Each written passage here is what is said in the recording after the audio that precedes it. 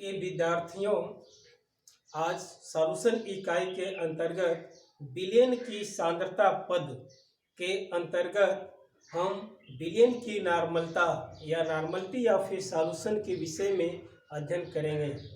विलयन की नॉर्मलता या नॉर्मल विलयन से क्या अभिप्राय है? इसका अभिप्राय यह है कि यदि विलय का ग्राम तुल्यांक मात्रा प्रति लीटर विलयन में उपस्थित है तो ऐसे विलयन को हम नॉर्मल विलयन कहते हैं। तो नॉर्मलिटी ऑफ सॉल्यूशन या विलयन की नॉर्मलता से अर्थ है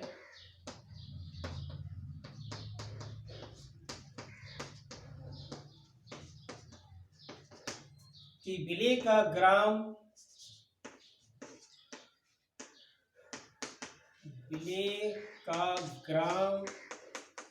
तुल्यांक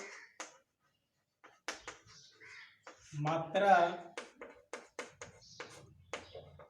जो 1 लीटर विलयन में या प्रति लीटर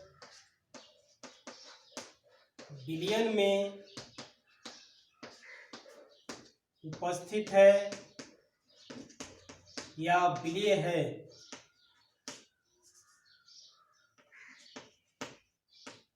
तो ऐसे विलयन को हम नॉर्मल विलयन कहते हैं और इसे हम नॉर्मलता कहते हैं या नॉर्मलता कहते हैं। इसे कैपिटल एन से प्रदर्शित करते हैं, एन से प्रदर्शित करते हैं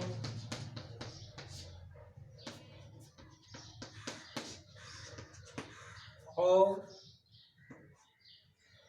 नॉर्मल विलयन बनाने के लिए यानी पदार्थ की ग्राम तुल्यांक मात्रा हम कैसे ज्ञात करते हैं, यानी ग्राम तुल्यांक मात्रा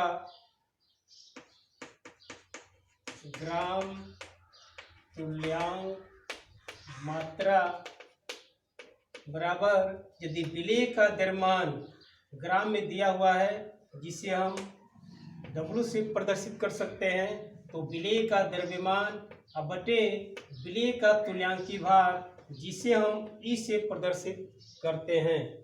तो ग्राम तुल्यांक मात्रा यानी W/E जो प्रति लीटर विलयन में उपस्थित है, यानी N बराबर यानी विलयन की नॉर्मलता N बराबर स्मॉल W/E और इंटू V यानी विलयन का आयतन लीटर में।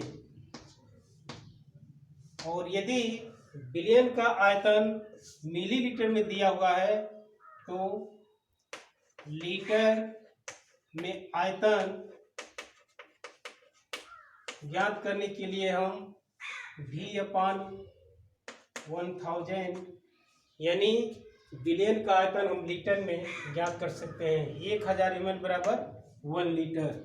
और इस तरह से यदि W/E इंटू V और इंटू 1000 इस रूप में हम प्रदर्शित कर सकते हैं। और दूसरे शब्दों में यदि विलयन में विलय का द्रव्यमान यदि ज्ञात करना है तो इस तरह से हम तिर्यक रूप में गुणा करेंगे तो NEV यानी W बराबर NEV/1000। तो NEV तिर्यक गुणा हो जाएगा और ये जो है आकर के डिवाइड कर जाएगा। इस सूत्र से हम यदि विलयन की नॉर्मलता दिया हुआ है तो और आयतन भी दिया हुआ है तो कितना हमें विलय की मात्रा चाहिए ये हम ज्ञात कर सकते हैं। तो इस सूत्र का भी हम उपयोग करते हैं। यदि कहा जाए कि नॉर्मल विलयन या वन नॉर्मल विलयन, तो वन नॉर्मल विलयन से अर्थ क्या है? वन नॉर्मल विलयन से अर्थ है कि किसी विलय का ग्राम तुल्यांकी भार के बराबर द्रव्यमान 1 लीटर विलयन में विलय है, यानी ग्राम तुल्यांक मात्रा, जिसे हम W/E कह सकते हैं, और W/E की जगह पर यदि इसका मान 1 है तो 1 ग्राम तुल्यांक मात्रा यदि 1 लीटर विलयन उपस्थित है तो इसी विलयन को हम कहेंगे नॉर्मल विलयन। इसी अनुसार सेमी नॉर्मल विलयन के रूप में भी हम जानते हैं। सेमी नॉर्मल का अर्थ होता है यदि ग्राम तुल्यांक मात्रा का 1/2 यानी तुल्यांकी भार के द्रव्यमान का 1/2 भाग या आधा द्रव्यमान प्रति लीटर में विलय है तो ऐसे विलयन को हम सेमी नॉर्मल कहते हैं। यानी n यानी नॉर्मल विलयन अपॉन 2 ये सेमी नॉर्मल। इसी प्रकार डेसी नॉर्मल विलयन, डेसी नॉर्मल, और डेसी नॉर्मल से जानिए कि n/10 यानी ग्राम तुल्यांक मात्रा का 1/10 भाग यदि विलय है तो ऐसे विलयन को हम कहेंगे सेमी नॉर्मल विलयन। और इसी अनुसार सेंटी नॉर्मल विलयन क्या होगा? तुल्यांक मात्रा का 1, तो सेंटी नॉर्मल विलयन यानी n/100। तो इस तरह से यदि ग्राम तुल्यांक द्रव्यमान का 1/100 भाग यदि 1 लीटर विलयन में उपस्थित है तो ऐसे विलयन को हम कहेंगे सेंटी नॉर्मल। तो इस प्रकार नॉर्मल विलयन, सेमी नॉर्मल विलयन, डेसी नॉर्मल और सेंटी नॉर्मल हम देख सकते हैं।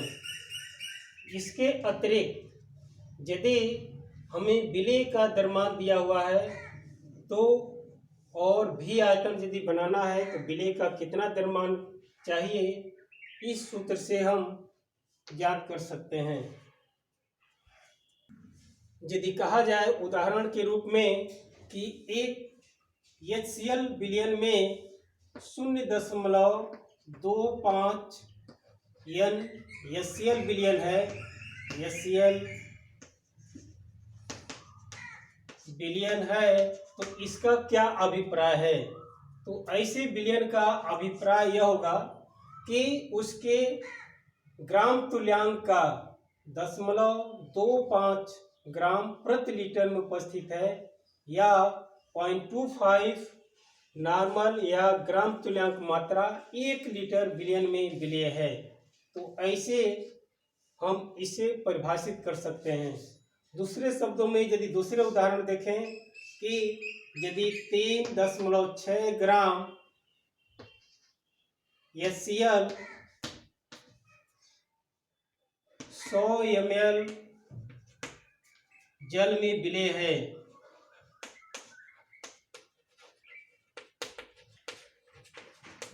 तो ऐसे HCl विलयन की नॉर्मलता में सांद्रता क्या होगा?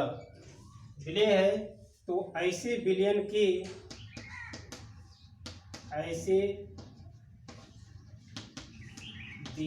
की नॉर्मलता में सांद्रता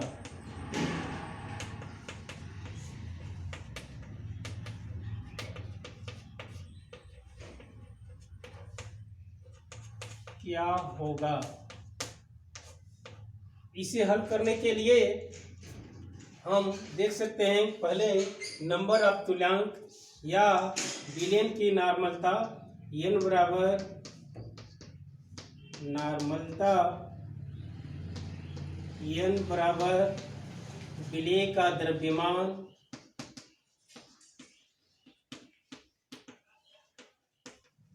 जिसे हम W से संकेत किए हैं। इसके बाद विलय का तुल्यांकी भार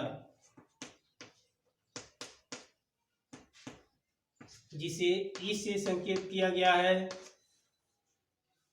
इनटू V आयतन लीटर में, यानी V दिया हुआ है 100 तो ये V ml इसको लीटर में कन्वर्ट करने के लिए बटे 1000 करेंगे जो 1000 ऊपर चला जाएगा। इस तरह से हम 1000/100 तो इस तरह से हम नॉर्मलता ज्ञात कर सकते हैं। और इस विलयन की नॉर्मलता n बराबर W का मान दिया हुआ है 3.6 और हम जानते हैं कि HCl चूँकि मोनोबेसिक एसिड है इसलिए HCl का ग्राम तुल्यांकी भार H का 1 प्लस 35.5